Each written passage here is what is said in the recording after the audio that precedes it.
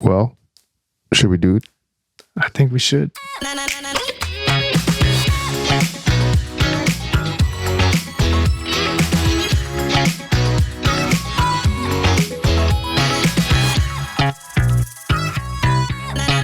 Welcome back, everyone, to your Bedroom Super Producer podcast. We are your hosts. I'm JT. And I'm PK.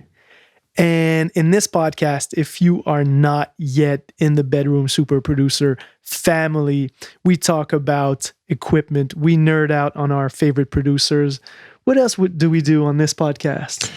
Well, we do plenty of things. You know, we talk shit about a lot of stuff, mainly gear. I would like to talk mainly gear, but we force other subjects, producing, publishing, and all kinds of stuff. New artists, new sound design.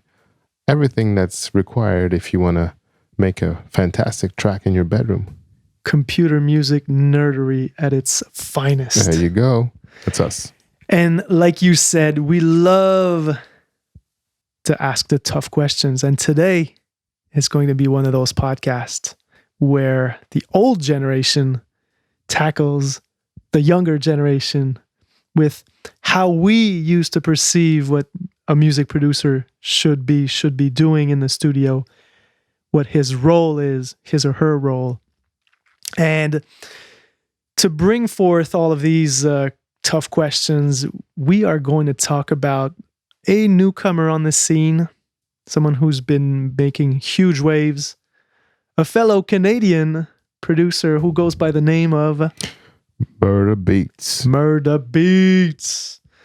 And so how did you come to hear his productions? Like, when was the first time you heard a Murda beat? I don't remember the first time. I think I probably heard a song without knowing that he was a producer. So it was probably something like the Migos or something like that for me. Same here. Which song? For me, I think it was Pipe It Up by the Migos. Okay. At the time, there was this dance that I think they called piping it up or pipe it up. And then I Googled it or YouTubed it, and I found this Atlanta group, and I didn't get it, I gotta say. Like the whole chanting stuff and the way the Migos repeat every bar like 4, 5, 6, 8 times. I have to say was too different for me at first, so I didn't get it. And also, I mean, for me, trap, we talked about it last podcast, but for me, trap was always a bit underwhelming musically. It was different. It was different rap, like we said. It was like a subgenre of rap. And I think Murda Beatz like fits perfectly in that new type of urban rap incarnation that we call trap. Yeah, I think he got it very, very quickly. Like, so let's talk about what we know about Murda Beatz. The guy's a fellow Canadian. He's a kid. I think he's 25 years old. Mm-hmm. And what I find really, really interesting about this dude is the fact that from a very early age, he seemed to understand that if the producer gets out of the way, he can actually become parts of something way bigger. And the way he was able to actually get in contact with all of these up and coming artists before they actually blew up, like he kind of had a knack to find those acts before they actually blew up.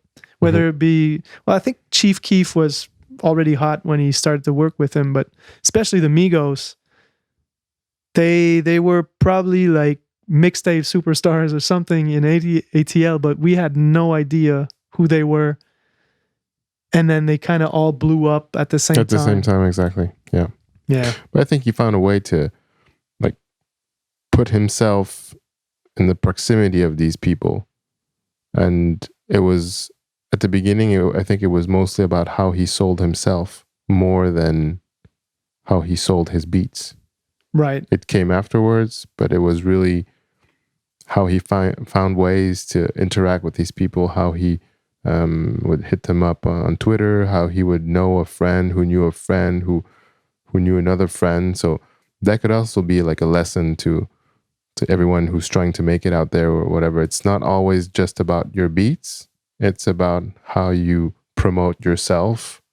It's about a certain community. It's about a certain way of meeting people. Sometimes we get like too focused on just the music, and we forget the fact that at some point you have to interact with other people so that they can hear your music. Yeah, but I think he has a special ear, of course, for talent. Because I mean, if you were to play, let's go back in time like 10 years, and you were to play me some early Migos stuff, I wouldn't have gotten it. Like, I wouldn't have had any idea of how to produce for these artists so that they would go to that next level. You know what I mean? True. But once again, he was a musician because he played an instrument when he was younger. Maybe not like prolifically or professionally, but he still had that contact of his dad played instruments. He played, I think, drums or something. Yeah, so maybe he understates it when interviewed the fact that he was exposed to many different types of music and genres, and I guess that subconsciously builds your musical lexicon, if you will, like the way you approach melodies and chords, and then the way you approach rhythm and where to put those 808s. Exactly. So yeah, let's talk about how him and the younger generation produces beats nowadays, because where we come from, composers and producers were kind of the same thing. If a producer didn't, it kind of goes to the same idea where when Drake got exposed for not writing all of his lyrics, there's kind of an unwritten rule in music production also that if you didn't produce or play your own melodies, you kind of were cheating in a sense. And so, do you think that Murda Beatz cheats? I think it's a little bit different now with all the technology we have, with all the different communication mediums that we have. Cheating, I wouldn't say cheat. I say he uses what's available to him in a certain way. Before, like you said, people expected the rappers to write all their lyrics. But what's to say that you can't have a team of writers helping you to make that hit when there's so much money involved? When you're signed on Interscope or whatever, I think there's nothing wrong to have a team of writers. You're not expected to make a movie with one cameraman or with one actor or with only one writer. You can have a team of writers. See, so that's the way I see it. Before, it was more, like we said, like a team wasn't necessarily accepted, but we saw it that in the production that people surrounded themselves with musicians. Dre sampled music from live musicians, from live drums, live bass, live guitars. He didn't write everything. He didn't sample everything from records. He just took another way around. And in this generation, it's a little bit different because they're going to be using more of, like we said, like ghost producers, but not in the way that we're used to before, where they were all work in the same room and then the big producer would just take the snippets that he liked. Now it's more of they get sent their loops, they get sent slices, or they get sent like sample packs from these special producers, and they make music from that. So for me, it's just another way of making music that was already done in the past, except that it was done differently. Like before, it was an orchestra, and then it was sampling bands, and then it was sampling records, and now they're sampling works from other producers. I agree. I think that any generation of producers, or should I say beat makers, because producers and beat makers will have to define those two. They kind of have different roles. Today they overlap. Yeah, they used to overlap, and now they don't actually. Yeah, because the way I see it, so let's take, for example, Motorsport by Murda Beatz. Mm-hmm. So he gets this loop sent from Cubeatz, those two guys from Germany, and basically he puts hi-hats, a clap, a kick, and an 808 and calls it a day.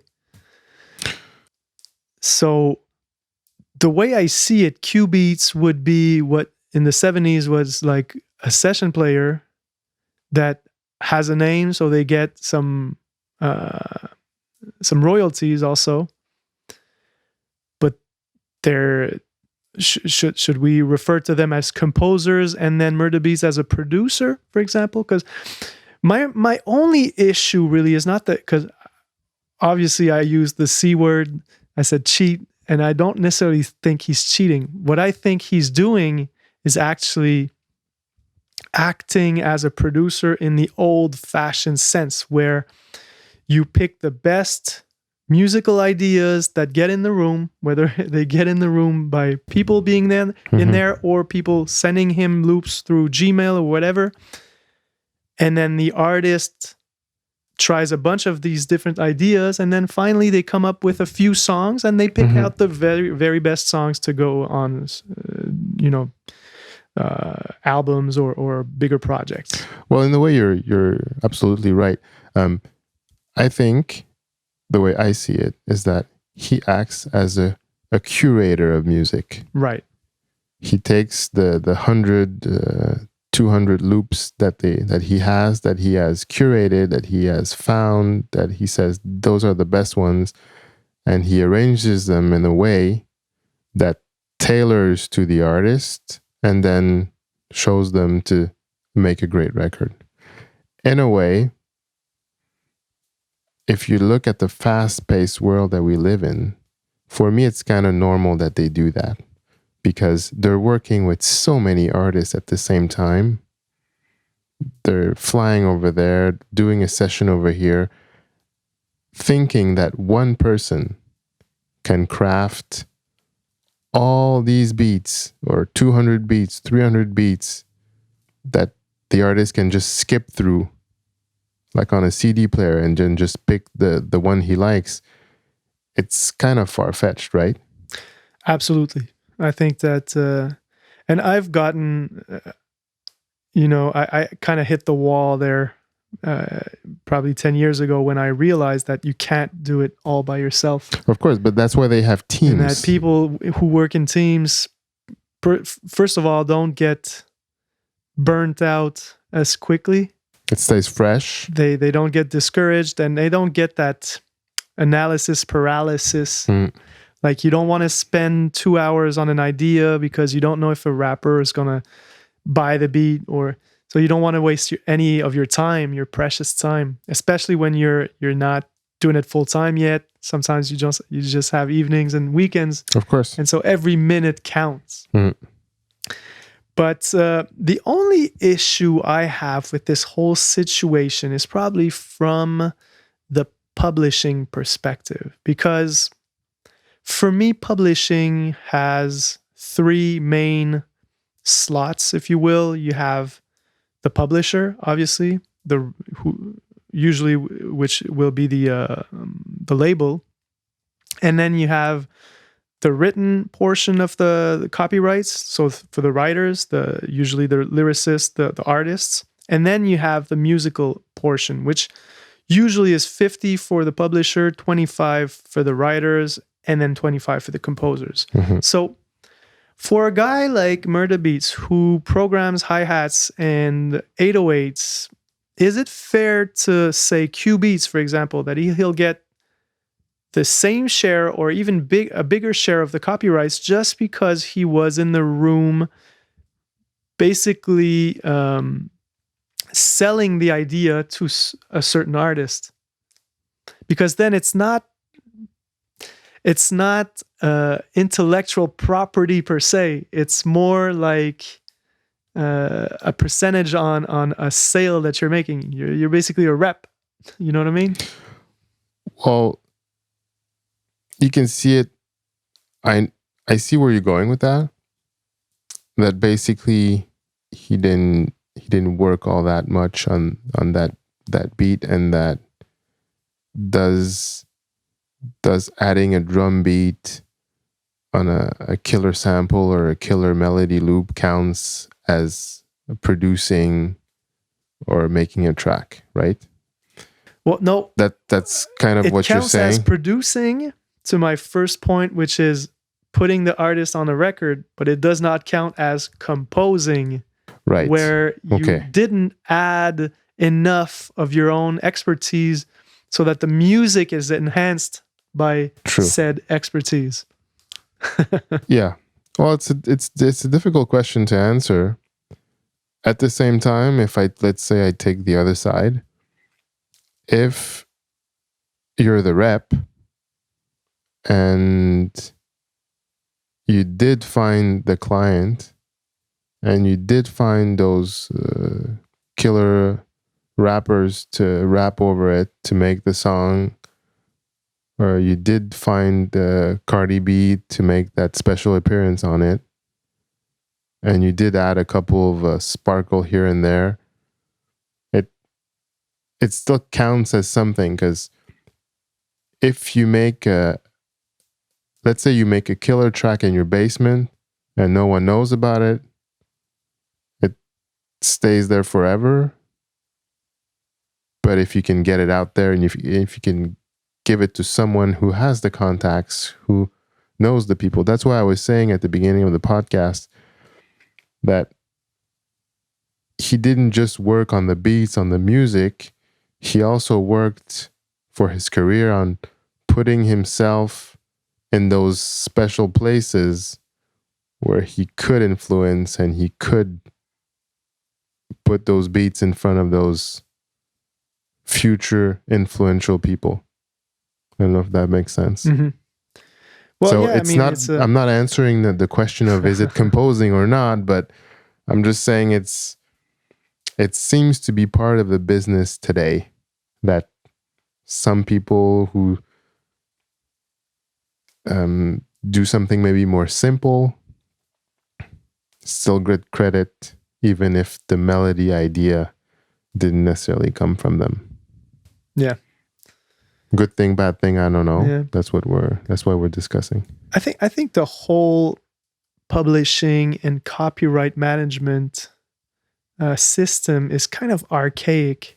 I think, well, it's an old system. Yeah, and there's so many gray zones. I was talking with a fellow producer not so long ago, and you still see out there, music labels that kind of repay and recoup by kind of cheating again on these percentages, where they'll basically just try to recoup more money by getting a bigger percentage that what they're actually entitled to.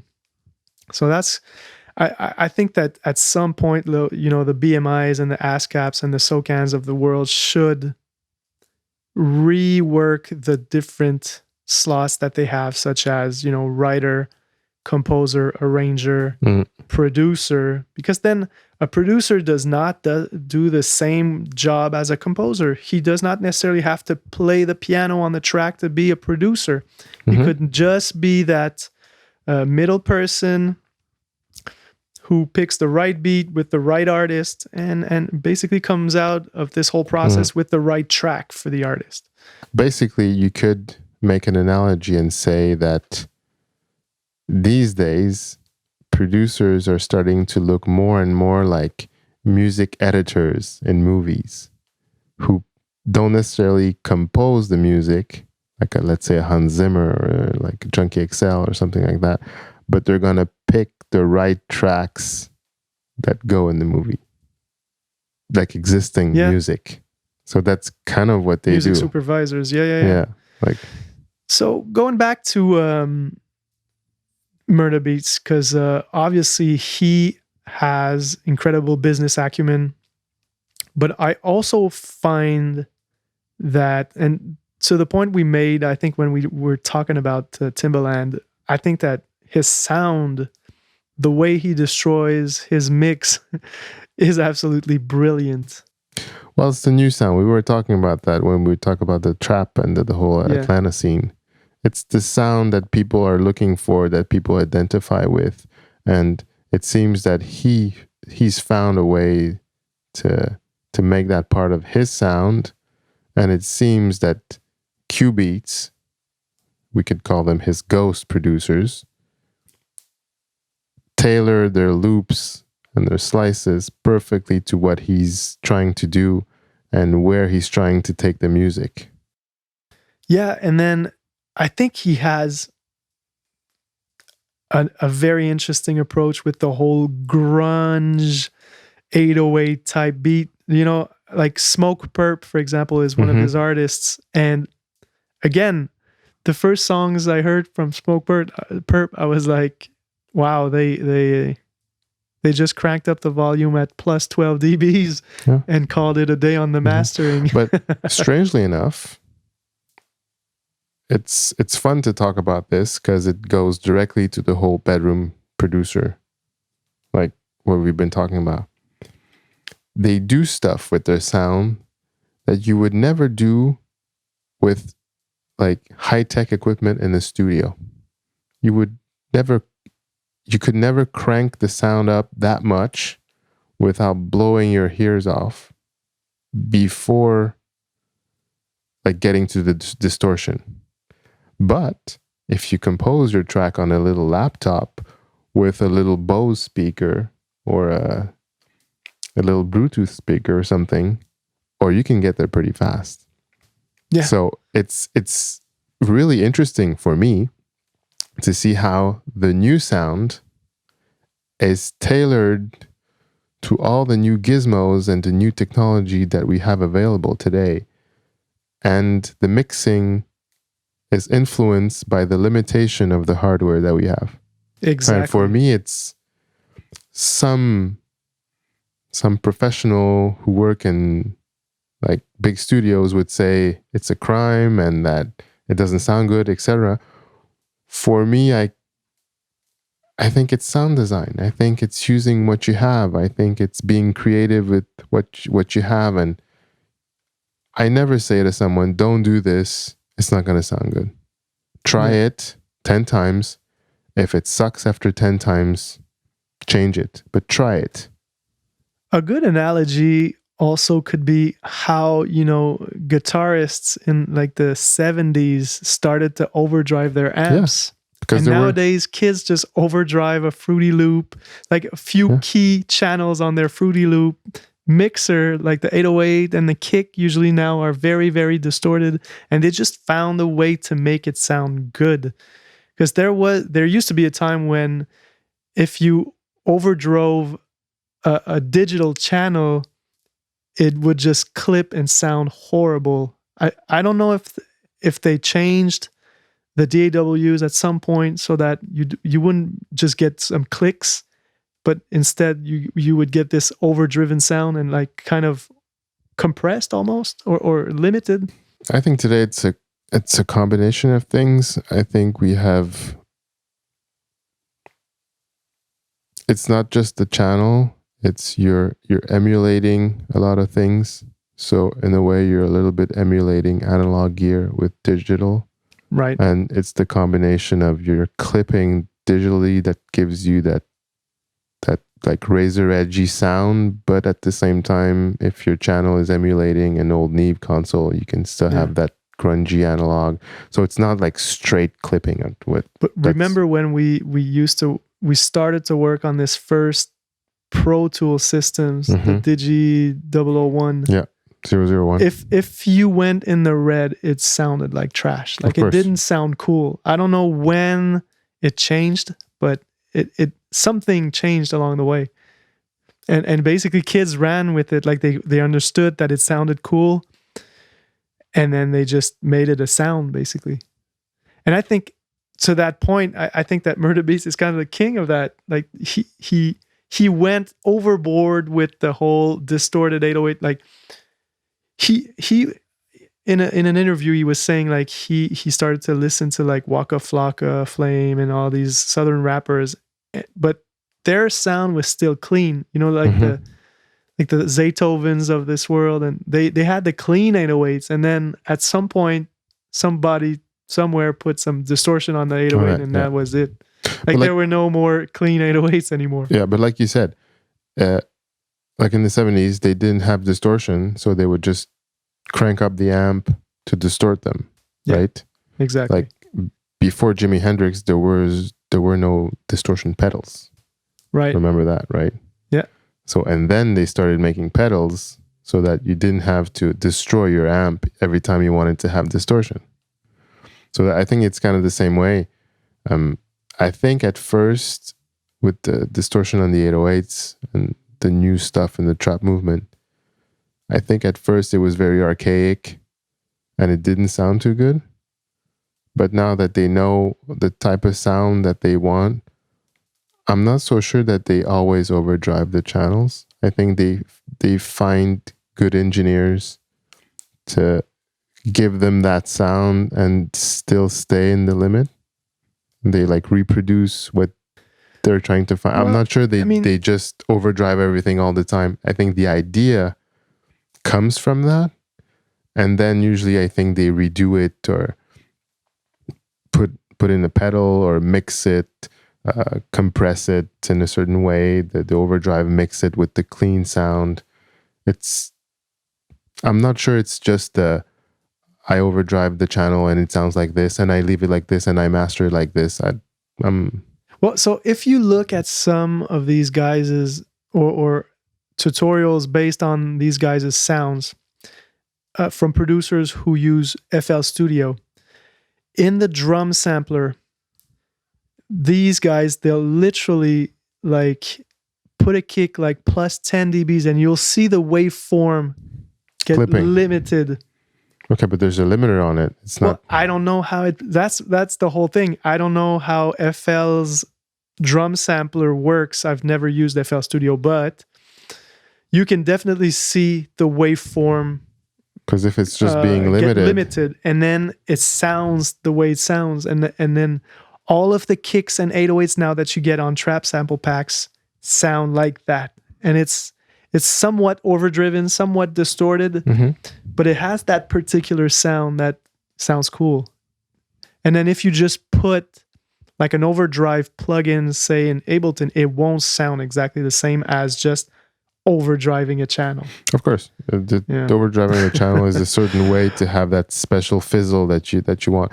And like I said, for me, it's fantastic that people do that, because it's a way that the gear wasn't designed to be used. And for me, the most creative things that you can invent, that you can compose, usually comes from not using the gear the way it was supposed to be used. Yeah. So if we were to wrap this up, I think we talked about subjects that emerge from the whole Murda Beatz experience, and we didn't necessarily talk about Murda Beatz all of that much, but I want people out there listening to go back home with a few key aspects that we can learn from this genius, because really, when you think about it, he's done a few things that are absolutely out of the box and that actually has taken the whole movement to the next level. And so I'll start first, and I'll say relationships are more important than ever, especially in a digital world. So if you're a producer producing all by yourself in your bedroom studio, try to network with other producers, because it seems that this ever-flowing creative juice that's out there, you should tap on that. Like we said at the beginning, I think, like you said, it's totally right that communication and finding those key players to sell those beats or to work with is very important.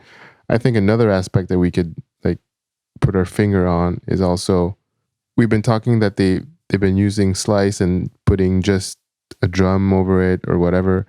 But at the same time, that's also genius, because it's, in a way, a good producer knows when it's enough, when you don't need to layer another 4 synths on it or add a guitar or add something.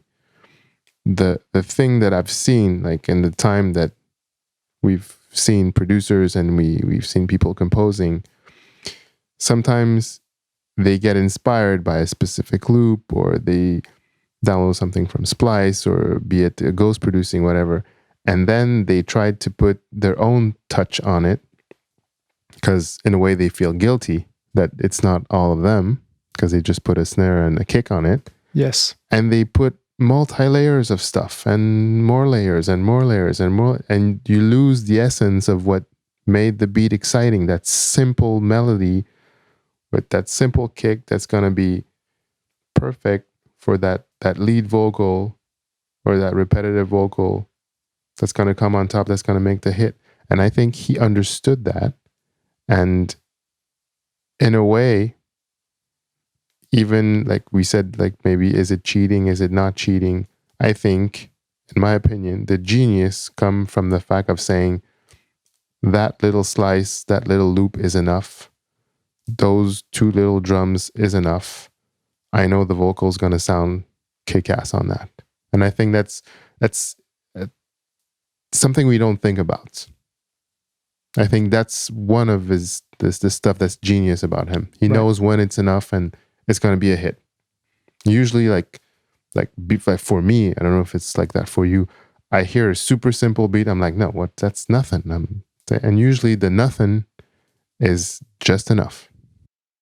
Absolutely. So, tip number 1, surround yourself with other creative people who can always heighten your own creativity. Tip number 2 would be to know when it's enough, when to stop and not overproduce. Keep it simple. What I've learned from Murda Beatz, tip number 3 would be, and you've touched on this subject during the podcast, understand how and what the limitations of your plugins and gear are, and learn how to musically transcend them and basically go above and beyond what your gear is. Because, and this is starting to disappear, but there was still a big misconception amongst, amateur producers that the more gear you had and the more budget you had to buy better speakers, buy soundproofing equipment, that somehow your mixes and beats would sound better. But I think that this actually goes to prove that you need absolutely nothing else than a laptop and a few good drum samples and maybe one or 2 software synthesizers. So the music comes before the plugin, before the DAW, before. So if there's magic in a certain loop, it's before your plugins, it's before the compressor. You don't need like everything. Okay. Of course, it could sound better with better gear, but it's not always the case. And sometimes you can even ruin an idea by trying to overproduce it to, like I said earlier, put layers that aren't necessary, add guitars, add voices here, add chorus there and whatnot. Sometimes, usually, the simpler, the better. Absolutely. Great points, BK. So we're going to wrap this up. If you're listening to the podcast on YouTube, comment with your favorite Murda Beatz beat. I want to expand my repertoire, and I want to hear more obscure productions that he had in the past. So if you can enlighten me, that would be great. Also, if you're listening on Apple Podcasts, leave us a 5-star review. We need to grow this podcast and reach many more producer ears. And BK, if people out there want to support the podcast and delicatebeats.com, what can they do? They know what to do. Delicatebeats.com, Delicate Beats with an S. and we have many great products, presets, serum presets, contacts, instruments, awesome contacts instruments. If you want to do that trap sound from Atlanta, I think we got a brand new kit called Black Diamonds 2. If you want to check that out. And that's it. There's plenty of good resources on that. There's the blog if you want to support us. Check out the Instagram. We're on all the social medias out there. And like JT said, just give us a shout out and leave your comments on the YouTube page. And follow the podcast so you can get it every week. And we'll see you next week. We'll see you next week indeed. All right. Thank you, everyone. Peace out.